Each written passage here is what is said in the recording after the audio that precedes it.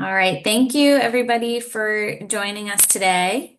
My name is Victoria Bergeron. I am a senior policy researcher at the Massachusetts Taxpayers Foundation. I'm joined today by our research director, Megan Callahan, and we are going to be giving a presentation on the FY 2027 budget process as we kind of near the last steps here with a conference budget preview, and then I'll be also giving a good overview of the early education investments included in the House and Senate budgets as well. Feel free to put questions in the chat as we go. We should also have some time at the end as well. All right, so I'm going to give a quick overview of the budget calendar where we are now. Megan is going to spend a little time giving us an update of state revenue projections and just kind of the fiscal picture of the state that the budget process is operating under. And then she will also kind of give a big picture overview of the conference committee process, the big decisions that budget writers are going to be making in terms of revenue and spending for the state. And then I'll get into specific investments proposed across the different versions of the budget for early education.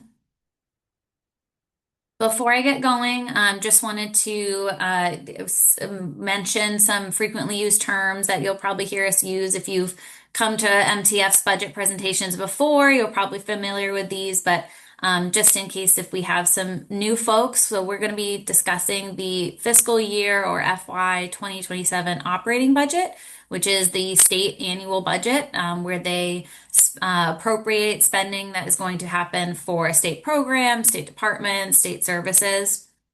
When you look in the language of the state budget and we look for funding for different programs, we look for line items, which are just the unique account codes that each spending piece of the budget gets. Appropriations are what we kind of call that total funding amount that each program receives. And then within different line items, there will often be what are called earmarks.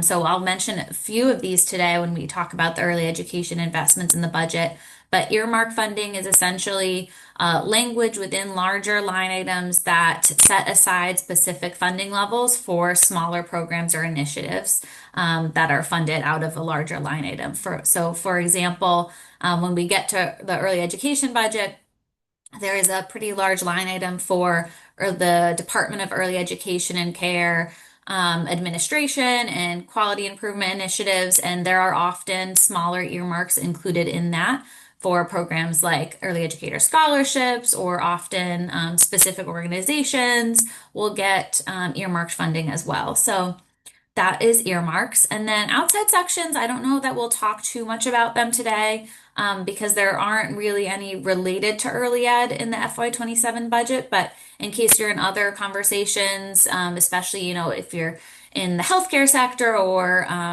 economic development, things like that, there are often sections in the budget called outside sections that are not spending related, but policy related. So it's another way that policymakers are able to pass, new laws, new language through the state budget in these separate outside sections. And then finally, when the final budget gets voted on in the House and Senate and sent to the governor and signed, it then becomes the General Appropriations Act, or GAA, for FY 2027.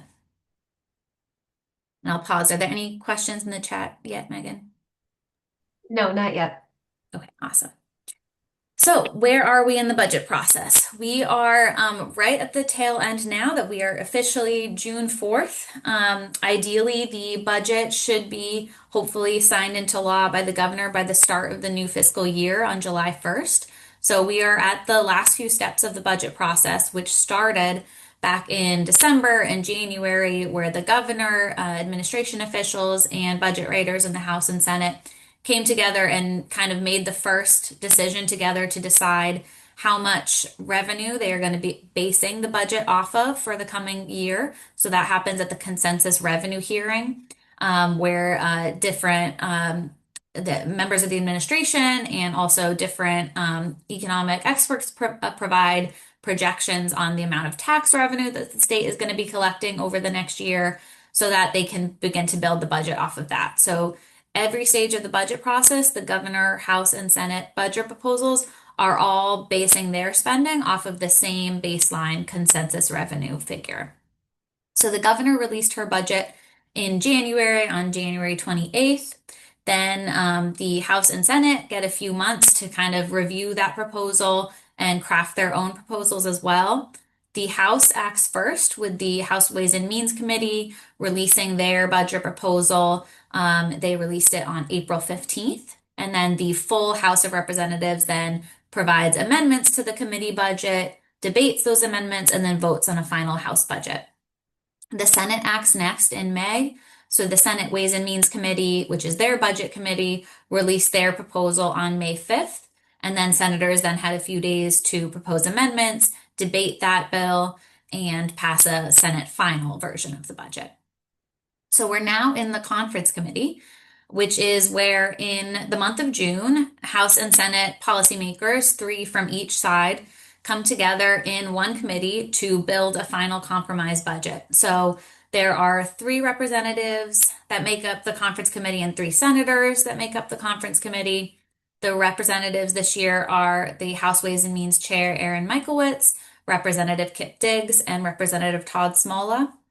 And then on the Senate side, the conference committee it includes Senate Ways and Means Chair Michael Rodrigues, Senator Joe Comerford, and Senator Patrick O'Connor. So these six people and their teams have to reconcile all the differences from big picture revenue decisions and big picture spending decisions to everything from policy languages to semicolons or different funding amounts in the two House and Senate bills. So they have to come together, reconcile all those differences, make some negotiations, and then they will put out a conference committee report at towards the end of this month once they are ready to release a final budget. And then that then gets voted on by both branches and then sent to the governor's desk by July 1st, hopefully. Also wanted to touch on another process that has been going on in at the same time as the operating budget process is the process to spend over $1 billion in supplemental surplus surtax, income surtax resources through something called the Innovation and Capital Supplemental Budget. So if you come to our presentations before, we talked about this proposal as well. So the administration, House and Senate, as they've normally released different proposals for each fiscal year for the annual state operating budget, the past 2 years they have also put forward a supplemental budget to spend surplus fair share revenue that has been collected in the past few years and set aside in this separate trust fund called the Innovation and Capital Fund. And you can see that in FY23, FY24, and FY25, the fund was able to collect revenue that came in that was not spent in the operating budget from Fair Share. And last year and this year, that means that the state has also been able to appropriate over $1 billion in this supplemental spending. The intention of this supplemental budget and the Innovation and Capital Fund is really to direct these surplus surtax resources to one-time or capital-related investments to avoid tying ongoing programs to these more temporary one-time costs. However, as we've seen, as I'll talk about a little bit today, we definitely see a pattern of both one-time and more operating related spending being included in the supplemental budget, which is really just important to track kind of as we think about the longer term sustainable use of surtax resources. So in this year's supplemental budget, the conference committee just released their conference report on the supplemental budget a couple of days ago, where they agreed to spend a little over $1.3 billion in surplus surtax on education and transportation related investments. On the EEC side, we saw a consistent proposal across the governor, House, and Senate to use $150 million of surtax and decide to transfer that to the High Quality and Affordability Early Education Trust Fund. And we see, as we'll talk about, that trust fund being used to support CCFA in FY27. So that $150 million transfer was consistent across the three bills for the supplemental budget. And then the House, in their version, proposed an additional $38.7 million to support additional investment in EEC, particularly for CCFA again.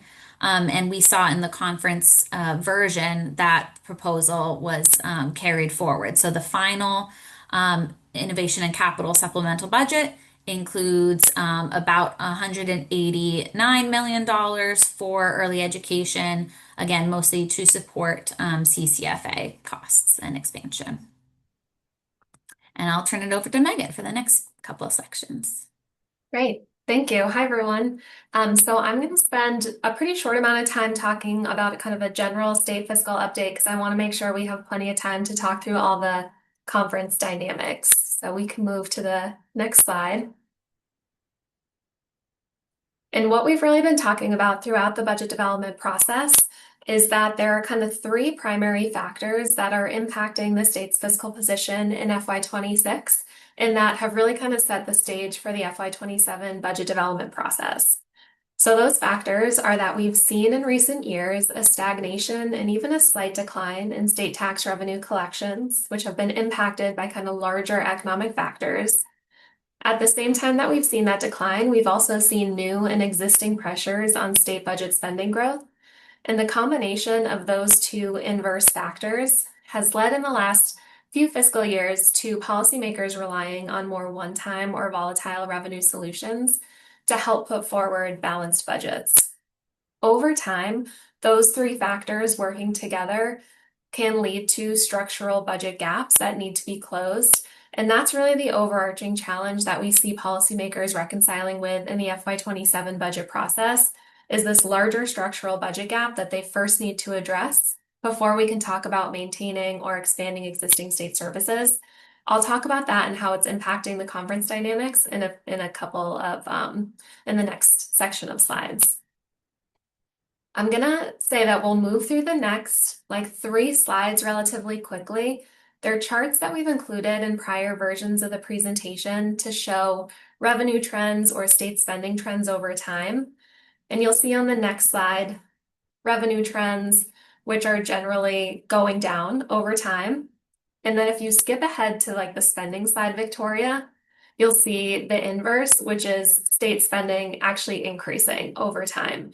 And so again, it's those inverse dynamics that result in more one-time revenue solutions being necessary to balance the budget and create some of the challenges that we're seeing during the FY27 process. So those are kind of the big picture fiscal things that we're monitoring. To talk a little bit about where we're at in our current fiscal year, FY26, on the next slide, we look at revenue collections through April, and we look at both how they compare to last year's collections and both compared to benchmark or expectations for where we'd be at this point in the fiscal year. So I'd say we have good news and then also a slight caveat when we're looking at April tax collections or collections through April. The first is that both compared to last year and compared to benchmark, we're seeing collections grow by about $1.5 billion. That's a strong position to be in, especially at the end of April, which can often be kind of a make or break month when we're looking at current state tax revenue trends. The caveat that I'll add to this good news is that most of the growth that we're seeing in state tax revenue collections through April is in the non-withheld income tax category, which means that most of that growth is related to things like capital gains tax revenues and surtax or fair share millionaires tax revenues. It's important to call those two things out for a few different reasons.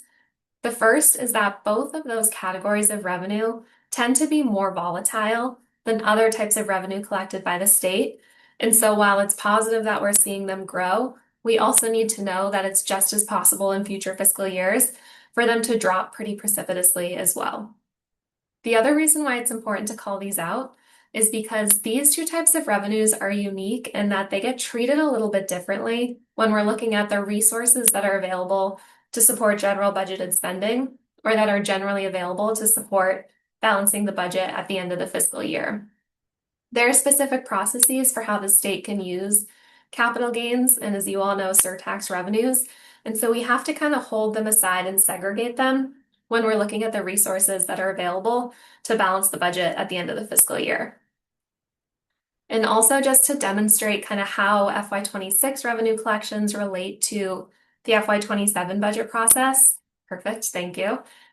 Um, the relationship between current year revenue collections and the next fiscal year is always important. You want to end one fiscal year in a strong position, so you're starting the next on stable footing.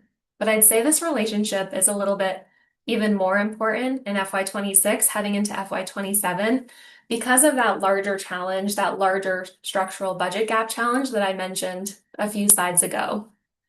There are more revenue solutions used to balance the FY27 budget this year that rely on FY26 ending in a good place, which is why we think it's so important to monitor how collections are performing year to date. As I mentioned, if collections continue to meet benchmark from April through the end of the year, we would expect to see the state end with an initial revenue surplus of about $1.5 billion, which looks very big on paper, but we need to discount capital gains and surtax collections from that total. And when we do that, we don't have those exact figures yet. We won't have them till closer to the end of the fiscal year. But when we do, what we expect to see is actually a budget picture that's going to be much tighter in FY26 than we might initially expect. It looks like we're going to be able to balance the budget and still rely on some of those solutions in FY27, but we just like to do some correct, I think, kind of expectation setting so that people aren't expecting this kind of $1.5 billion surplus that's available to support additional spending at the end of the year. And then the last thing I'll touch on just quickly before turning to some of the specific conference dynamics, and I'll talk about this very quickly because if you were with us for our House budget presentation, you'll remember that Victoria did a great job of talking through some of the recent trends that we've seen in surtax or fair share, both revenue collections and spending over the most recent years. Basically, what we've seen is that since the state has started to collect surtax revenues, the amount of revenues that we've collected year over year has continued to increase, which is a good thing. But also the amount of spending that we've seen supported by surtax revenues, particularly the amount of surtax spending that's been incorporated into the operating budget, has also continued to increase. And actually, because of this unique system that we've set up for collecting and spending surtax revenues, what we've been able to do both last year and this year is pass those innovation and capital fund supplemental budgets that Victoria was just talking about. And we've actually been able to spend a little bit more in surtax supported investments than we're actually expecting to collect on an annualized basis. And just over time, everyone should kind of expect that those things will need to moderate so that we're spending the same amount of surtax that we're bringing in. And I see we have a question in the chat, so I can stop quickly to answer. So the question is, can we talk a little bit about the difference between the economy's fundamentals are deteriorating, but the fact that we're continuing to see revenues grow? Yeah, that can be a challenging relationship to reconcile. So generally what we've seen is a lot of caution that the economy is going to head into a downturn, but we haven't necessarily seen the signs that we're, in the midst of a recession quite yet. I will also say how that relates to state tax revenue collections is that, as we just talked about, most of the growth that we're seeing in state tax collections, both compared to last year and compared to benchmark, are in that non-withheld income tax category. That category of collections is really driven by past stock market performance. It's not the best indicator that we have for current economic conditions. Really, what we can look to for how the current economy is performing are withheld income tax collections. So what's being taken out of people's salaries and wages, and sales tax collections. Those are really much better real-time indicators of how the economy is performing. And what we've seen in those collections is a little bit of a decrease in sales tax collections over time. Withheld income tax collections have basically held steady. And I think that helps to explain a little bit more that relationship between the larger economy in state tax collections, which is kind of caution. Things are generally holding steady, but we're starting to see some warning signs that sales tax collections are beginning to really remain flat. And actually, earlier in the fiscal year, we were seeing them start to dip a little bit. So I think that's a better indicator than when we're also including kind of non-withheld income in that picture. Hopefully that helps explain that relationship a little bit better. Great. So those are, yeah, kind of the big picture factors to keep in mind. Now we'll talk about those high level conference dynamics that people will be reconciling over the next few weeks or month or so. And then I'll turn to Victoria to talk more specifically about the early ed conference pieces. So if we go to the next slide, again, as we've talked about throughout the budget development process, this big picture challenge is the $3.5 billion budget gap that negotiators needed to, or that budget writers first needed to address before supporting existing spending or new and expanded spending. Because closing this pretty sizable structural budget gap takes so much time and attention at the beginning of the budget process, what that ultimately resulted in was a governor's budget, a House budget, and a Senate budget that have very similar bottom line spending totals. After solving that big budget gap, there just wasn't as much room for discretionary differences to come out during the budget development process. So you can see that all three of these budget proposals increased spending over last year in the 3.7 to 3.9% range. There's very little differences in the bottom line spending totals across these three bills. We go to the next slide. And just to drive that home, between the House and the Senate final budgets, there's only $50 million in total bottom line spending differences between the two bills. And when we break that down by category, we can start to see some of the unique priorities of the House and the Senate start to emerge. So in the House budget, we see more funding dedicated towards things like housing, debt service, healthcare. In the Senate budget, they included increased investments for local aid and support services, and then some slight increases for things like education and administration or constitutional related accounts. It's really important to understand how the House and Senate budgets are alike and different as we're heading into the conference process, because if we move to the next slide, this is really kind of the first step in starting to reconcile and put together that final compromise budget that gets sent to the governor's desk. So once we have both a final House and a final Senate budget, the first step is looking at the two bills, looking at all of the items that are shared or in common between the two of them, and everything that's unique. Once we have that shared and unique spending identified, we can come up with this maximum spending level, which is the cost to the state of taking an all-inclusive approach to all of the proposals put forward by the House and Senate. If resources weren't an issue, we might be able to say, okay, great, we can accept that all-inclusive approach. Everyone can kind of walk away happy. But what we know is that we're in a constrained resource environment. So we take that maximum spending level and we can then compare it to available resources, which tell us how much spending actually needs to be reduced across the House and the Senate bills to send that balanced budget to the governor's desk. So this year, when we look at the House and the Senate budgets, we estimate that the total cost to include all spending that's been included is about $63.8 billion. If we go to the next slide, we offer a little bit more detailed of a breakdown here on the unique investments that we see across the two budgets. This picture looks a little different than the earlier chart I just showed you, where we're just looking at bottom line spending differences. The detailed kind of examination that budget writers do to identify all shared and unique spending gets even deeper into the details to identify unique earmarks, unique programs, unique appropriations across the two bills, which is why even two budgets that have only a $50 million bottom line difference can end up with nearly $1 billion in unique spending priorities across the two of them. That sounds like a lot that needs to be reconciled. I will note that that's actually less than 1% of total spending that's included across the two bills. So there are decisions that need to be made here. It's a much smaller percentage of the overall budget picture and pretty in line with what negotiators have had to deal with in the past. We can go to the next slide. So then once we have our kind of maximum spending estimate, all that shared and unique spending is identified, we can compare that to available resources and revenues. At MTF, we like to present these available resources on a range from maximum resources available to minimum resources available because the revenues that are available to support spending are often dependent on some spending or policy decisions. Depending on where House and Senate budget negotiators end up on each of those decisions, we estimate that they could have access on the high end to about $63.5 billion in revenue, and on the low end, about $63.3 billion in revenue.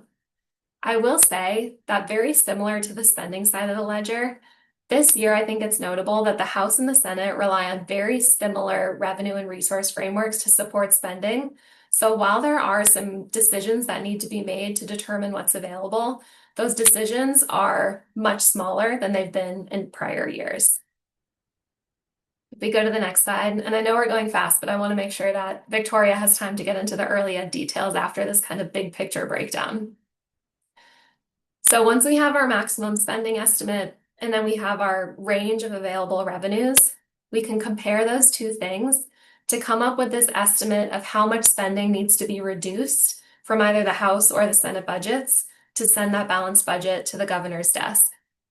If we're comparing maximum spending to an all-inclusive approach on revenues, we end up with a budget gap of about 350 million.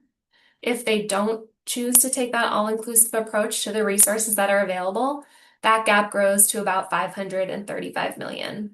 So in the back of kind of everyone's minds as they're watching these conference negotiations unfold, this is the range that people could generally think of to know, okay, they're going to need to reduce spending by this amount in order to produce a balanced budget. How does that relate to my specific priorities?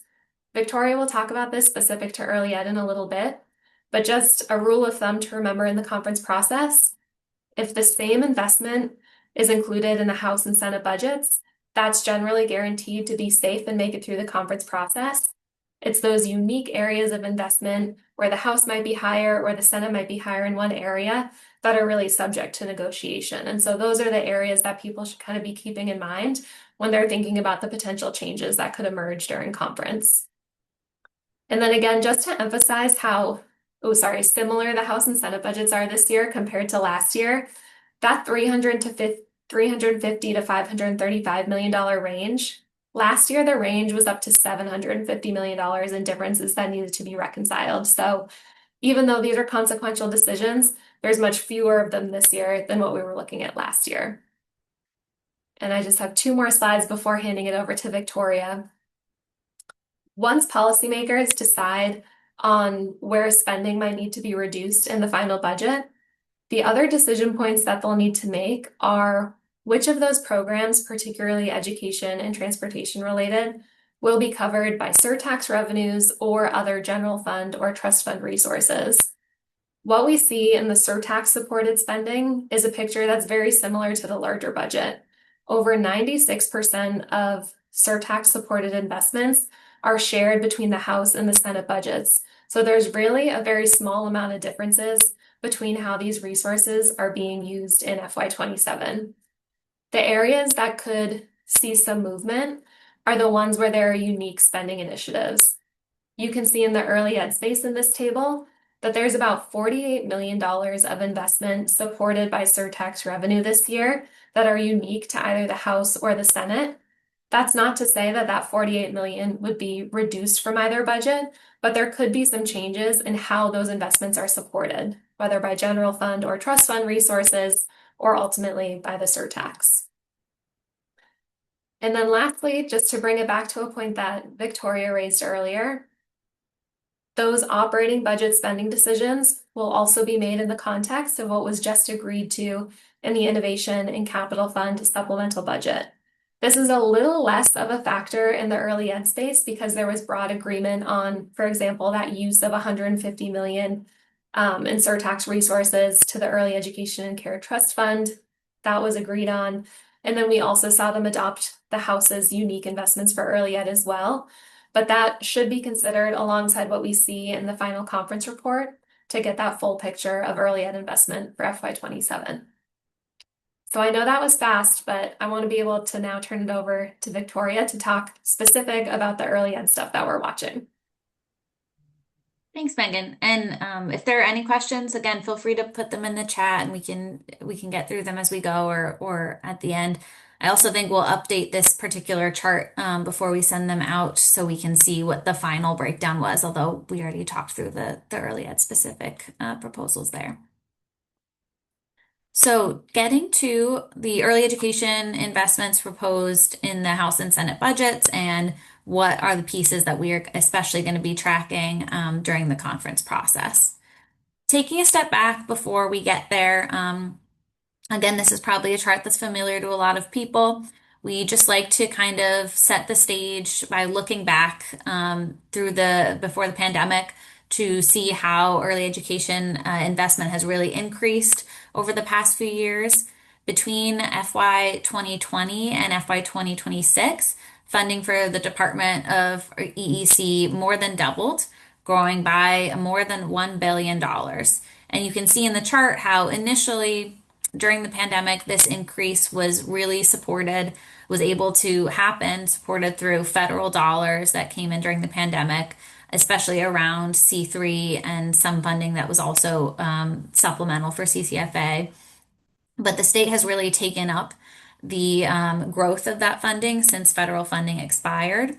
And we also included in this chart a couple supplemental budgets that supported EEC programs in FY25, and that $45.5 million in FY26 is last year's Innovation and Capital Fund supplemental budgets. So you can see that this kind of initial increase that was supported by the additional federal funding was taken up by the state over the past few years, but overall funding has largely leveled out after those pandemic era growth periods.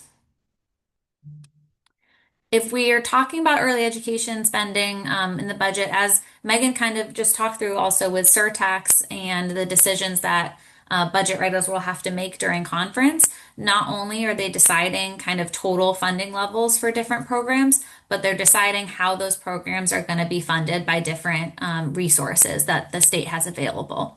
So a majority of the spending in the state budget is supported by the state general fund, which collects all, tax revenue, department revenue, and then also includes federal funding as well through federal reimbursements that the state receives. So that supports most of the spending in the budget. Also, a lot of the spending that we see in early education, as I'll get to next.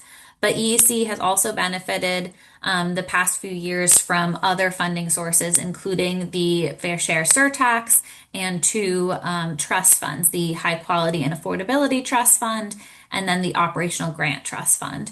And this graphic just gives you a little visual of kind of the web of resources that go to support multiple early education programs. So in FY 2025, CCFA was supported by the general fund and also through surtax resources.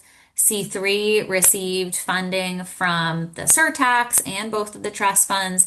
And similarly, there were lots of different ways or multiple sources that we're going to support CPPI and other programs as well the past few years. So just wanted to kind of highlight that, especially as I'll show next, the surtax and the trust funds have been very important to maintaining and increasing EEC investment the past couple of years. So what does this kind of funding breakdown look like for FY27? This chart compares the governor, House, and Senate proposals of this year to the budget of FY27 to this current budget, FY26, and the year before FY27. And you can see as a kind of general theme that the resources proposed at each stage of the process coming from the general fund have stayed pretty consistent. Just under $1 billion from the general fund is going to support EEC investments. And then the remaining funding is coming from those two trust funds, the High Quality and Affordability Trust Fund and the Operational Grant Trust Fund, as well as the surtax, which is where we see kind of the greatest growth in funding coming to EEC. So FY27, again, we can see that the Senate, as Megan mentioned, is proposing a higher level of surtax going to support EEC than the House did. So that's like, for example, one of the questions that they're going to have to be reconciling during the conference committee. At a high level, the House and Senate budgets have roughly a $10 million difference between them when it comes to total early education spending. For the larger programs like CCFA and C3, there's not a big top line funding difference that will need to be decided on, but there's a lot going on under the hood that we're going to be talking about as well today. Like I just said, the Senate spends almost $150 million more in surtax than the House does on EEC. And then there are other programmatic top line spending differences found in the funding provided to the department's administration line item for the Commonwealth Preschool Partnership Initiative and for a few smaller higher education and workforce programs and investments. Again, also, as we've been talking about, these negotiations for the operating budget are operating under a context that they already decided the funding that is coming from the supplemental budget. So we're going to be kind of talking about that as it relates to CCFA. So looking at just an overview of the spending breakdown included by the governor, House, and Senate in FY27. This chart is just hopefully a helpful resource if you want to refer back to it and kind of gives you the big picture view of the different proposals across the different budgets compared to last year's final budget. I'm going to be pulling out a few of these bigger differences next. So first we have funding included for the Department of EEC's administration line items. So there are two main line items that support EEC personnel, quality improvements, research initiatives, a lot of different uses included through those line items to support the department's just general functioning. And we can see that in there's a different proposal by the House and the Senate for funding for the department. So in FY26, the last year's budget, or this current year's budget that we are comparing off of, EEC received a decrease in their administration line item compared to the year before, compared to FY25. But they were able to utilize some of the surplus surtax dollars that came in through last year's Innovation and Capital Fund to make sure that administration program levels were consistent and they were able to kind of maintain operations at the level of FY25 by using some supplemental surplus surtax dollars. So in FY27, we kind of continue to see this increased pressure on those administration line items. The governor's proposal, we generally consider what the governor proposes to be, a maintenance figure for departments. So the governor proposed funding the department at $61.3 million. The House essentially met this maintenance level and then added an additional $7.5 million earmark to that line item for early educator scholarships. The Senate, however, did two things. They did not include this $7.5 million earmark.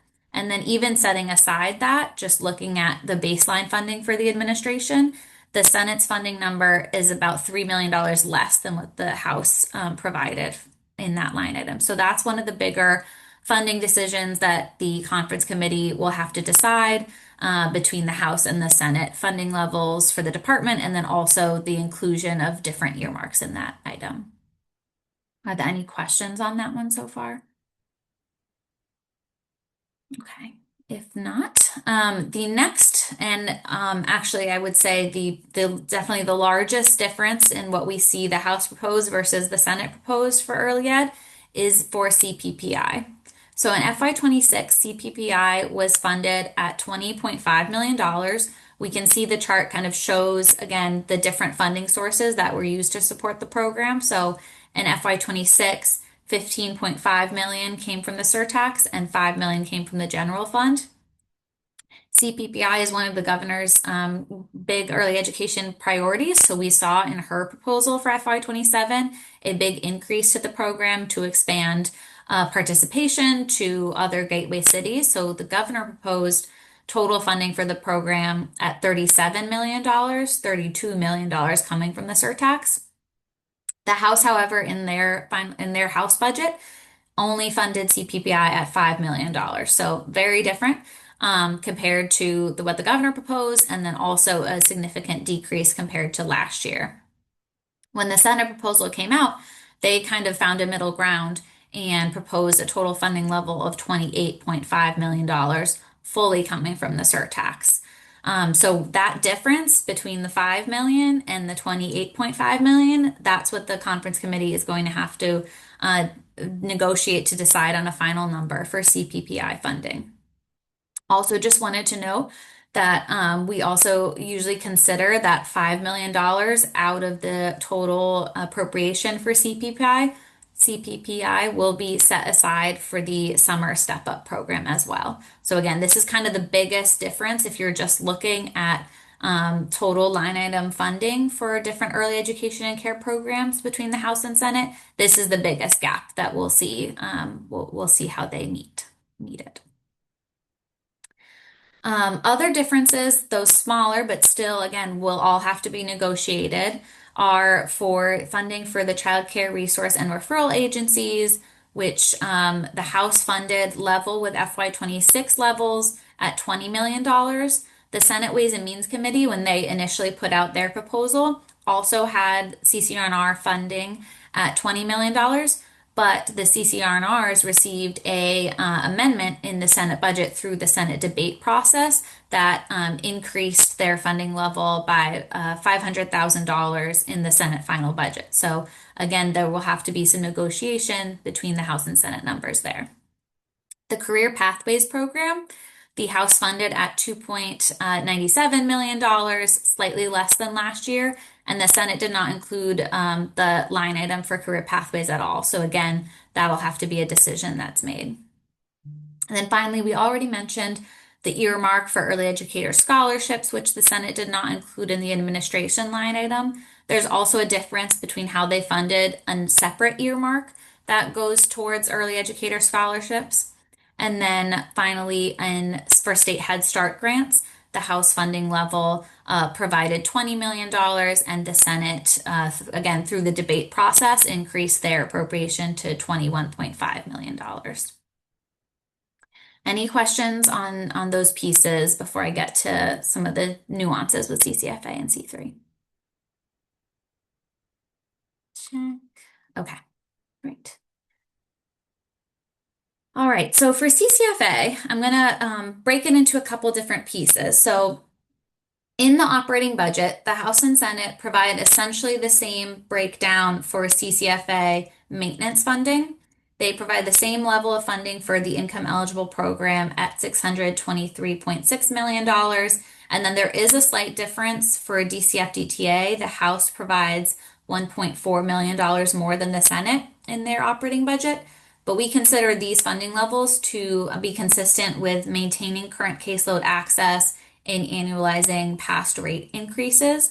Neither branch proposed any funding to include additional new rate increases in FY27. So they will have to kind of, again, since the funding for the income eligible program is shared across the board, that is the final number we will see for the income eligible program. DCF, DTA, caseload numbers, there will be a decision that has to happen there, but again, they're very close. So I think we kind of don't expect that to be a major point of contention.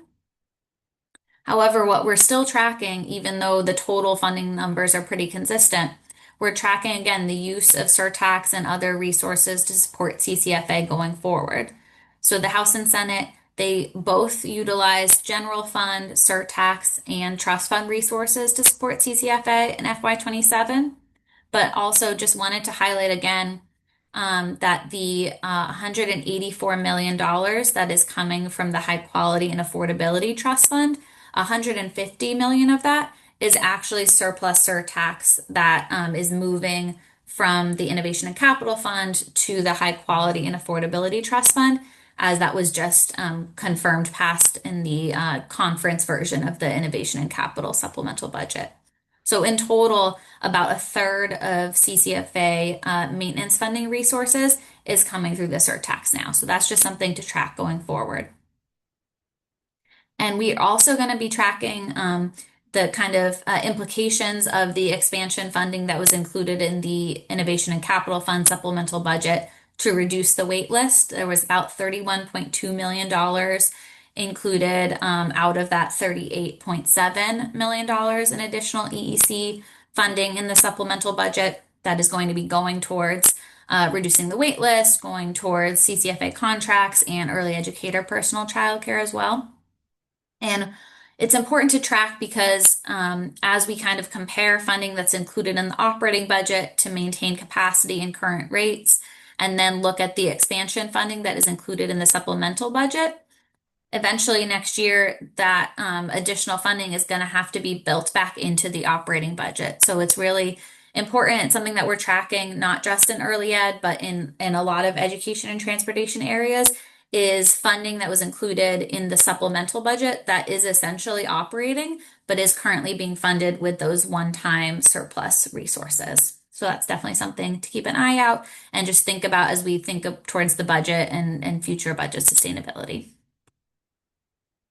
Similarly, for C3, the governor, House, and Senate all proposed level funding for the program at $475 million, level with FY25 and FY24. Both the House and the Senate appropriate $100 million from the Operational Grant Trust Fund, which is that newer trust fund that was created to collect online lottery revenues to support C3. So they both use $100 million of that. And then surtax makes up the rest of the funding essentially, especially in the Senate. The Senate proposes using $375 million of surtax to support C3, and the House uses $10 million of general funds and $365 million of surtax to reach that full 475. So again, even though both branches have 475, we can expect to see 475 as the final number for C3 for FY27. It'll be interesting to see what combination of resources they use in the end to make up that funding. And for C3, we're really just tracking again this continued level funding since the state took up the funding of the program since federal funding expired. And again, the use of surtax and now the online lottery operational grant trust fund to take up some of that funding pressure from the general fund and and replace those existing funds rather than increasing overall investment in the program. The program has stayed level funded, but we're shifting kind of the uses of the resources there. And that's just really something that MTF is definitely tracking because, C3 has been such a instrumental program the past few years to be able to, together with CCFA, support the continued growth and sustainability of programs, support increasing educator wages, and continued level funding really threatens to erode the impact of C3 going forward. We've already seen the past year because of funding constraints, new programs that are opening have not been able to access C3 dollars, and level funding also places constraints on already participating providers for their grant levels. So that's definitely something we're going to be tracking ongoing in the next budget cycle as well. And I think we have still have a few minutes for questions. But just as a review again, we are at now the conference committee process where the House and Senate, like Megan said, have to decide on the total revenue that they are going to base the budget off of. All shared spending, that's the same in the House and Senate. We'll see that in the final conference committee budget. And the negotiations will happen where there are areas of that unique spending. So those negotiations are going to be taking place over the next few weeks. Hopefully, they will be able to report out a compromise budget by the end of the month so that the governor can sign the FY27 budget into law by the start of the fiscal year.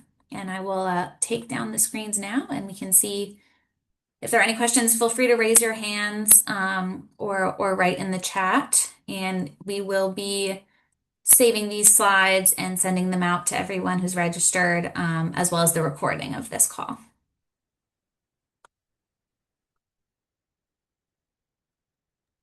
And I'll just add, Victoria, because I can't remember if I stated this explicitly before, but I think it is notable.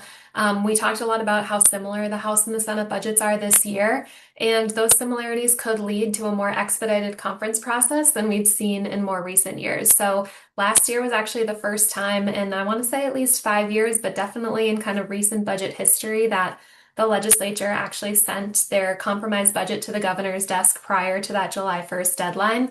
And just kind of reading the tea leaves on the similarities between the two budgets and the decision points between them, it certainly seems possible that a similar timeline could be possible this year, as opposed to those past years when we've seen the conference process kind of drag on later, sometimes into August.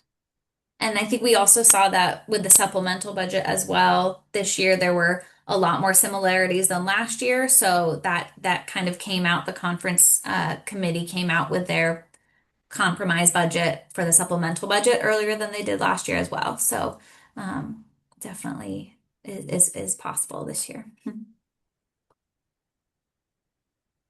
All right. Well, if there are no questions, feel free, as always, to reach out to MTF for any information that might be helpful to you. And thank you all so much again for joining us today.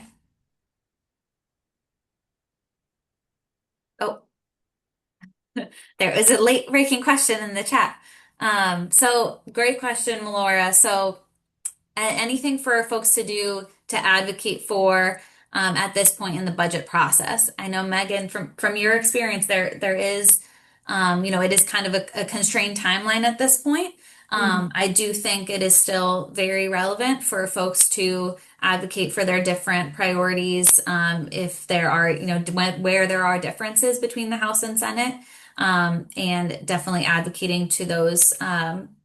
Conference committee members and your representatives and senators is certainly valuable, and especially also um, the budget process cycle just kind of keeps moving as we go, and even when FY27 is finalized, pretty soon we're going to be talking about FY28 and making sure that advocacy is consistent. I think is also really important for kind of the long term view of funding.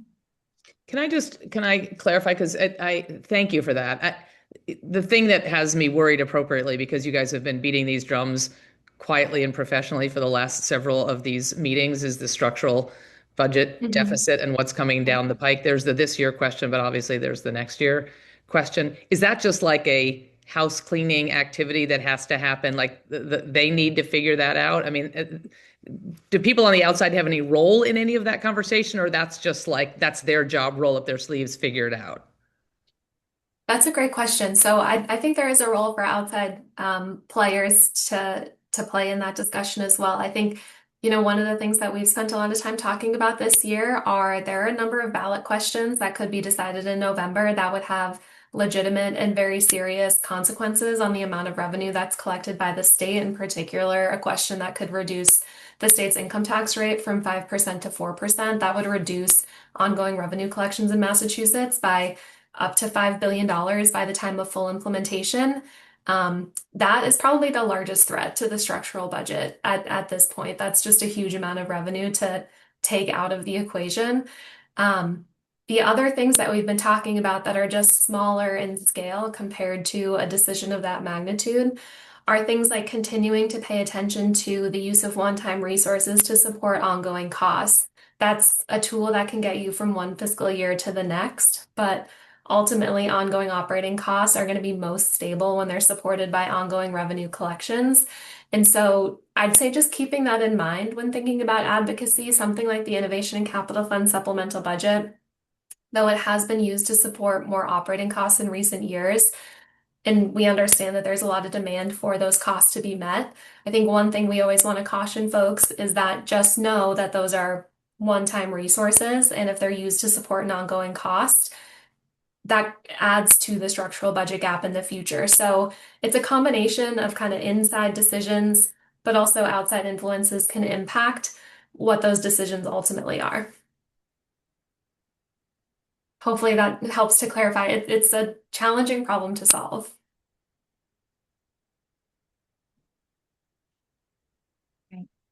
Thank you, everybody. As always, feel free to reach out. We hope to be a resource and hope to be helpful as people are navigating this process. So thank you all so much for joining.